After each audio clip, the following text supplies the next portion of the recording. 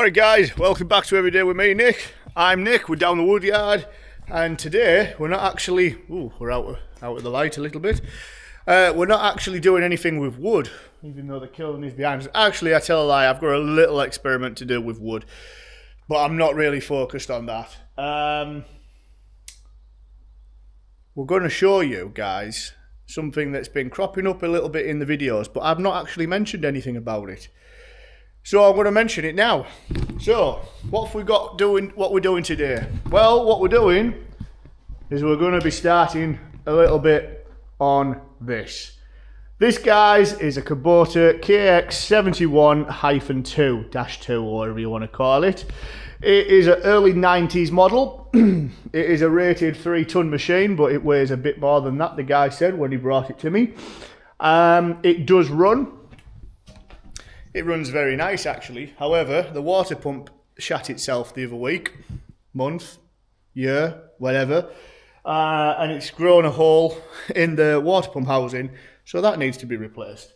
So that's what I'm going to get on with for an hour before, because I'm back night shifts again, so I'm going to have to. I'm not doing too much today.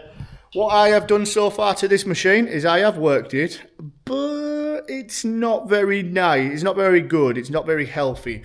First of all, I replaced the seals on the ram, on the dozer blade, because I thought they were passing because it's so slow taking up. Did that, replaced all the seals, still no different. So that goes on to problem number two.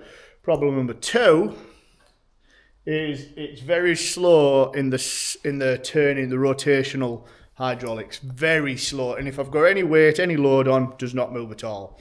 So to me that means that the seals as well, the seals could be, I'm hoping this is the easiest one, the seals are knackered.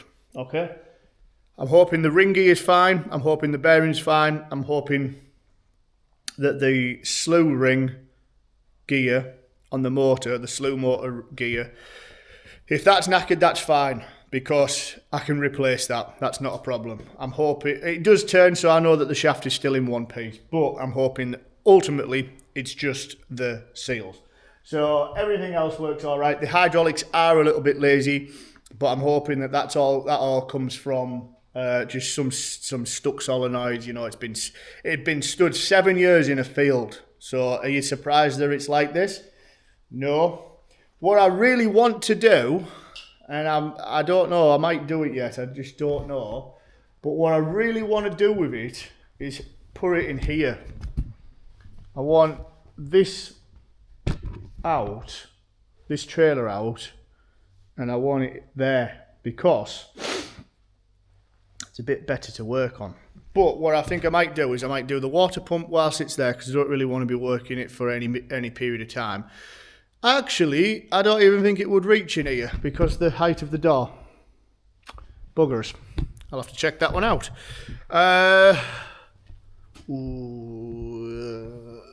Yes, I think it might actually go under. But we'll just get the water pump done in this side, and then when I have to start taking out the slew motor, then we'll have a look at that, or the rotation motor, whatever you want to call it. But it needs to get done ASAP because I've got lots of work for it to do. And yeah, so there's the machine. She's still got every bit of glass left in her as well, which is very, very, very rare for a machine of this age. Tracks are about 50-60% life. I have got a new final drive gear for sprocket for, I think it's this side, so that's to go on as well. So I've got to take the track off and take the sprocket off, and we'll be happy days. It does the seats a little bit there. It's done well over 5,700 hours because the clock doesn't even work anymore, so I don't even know. So it's been to the moon and back.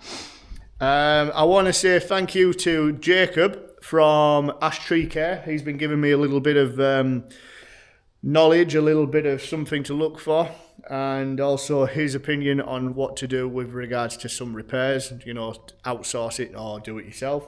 So thank you, Jacob. And who knows, this channel's full of surprises with surprise guests. We might get Jacob one time to come onto the channel and maybe help help with this. We're calling it a works holiday. But yeah, everything else is pretty good. I would love a rotator on the end of here, but we've only got one set of hydraulics, obviously. We could put another auxiliary hydraulic line in. However, I don't think it's as simple as that yet. But I'm not that kosher on hydraulics, I'll be honest. I know how to repair some stuff, I know how it goes and everything else like that, but when it comes to putting new hydraulic systems in, nah. I am as useless as... I can't even think of an analogy for something, so I'm that useless. So yeah, let's so what we've got it. I'm gonna have to get some light. I'll get a light on, put back here though. Now, probably too bright. So we've got the back up here. It's a nice little engine. It's a V1505 engine. Plenty of spares around, I believe, still for them. But what I need to do today is take this bit off, radiator out, and then just behind my finger there's the thermostat housing, I think. Just behind there's the water pump. So I don't think you can see it yet, but we'll show you. I've not really done much. I worked it for about an hour and then it dropped its guts out. So yeah. So there it is. Kubota KX71-2. Oh, I'll tell you what I have done so far. I've drained all the hydraulic oil out. New filters, they were desperately needed. New filters and put new hydraulic oil in, hoping that was going to sort it. It didn't. Didn't sort the lazy hydraulics. So there's the inside. So, and like I say, the glass is still, everything's still there. So some electrics aren't working, the lights aren't working and things like that. The windscreen wiper motor is not working, but we can look at that afterwards. We just need it to get to work. It's a fairly well built heavy machine. Hopefully it's going to be a really good yard machine.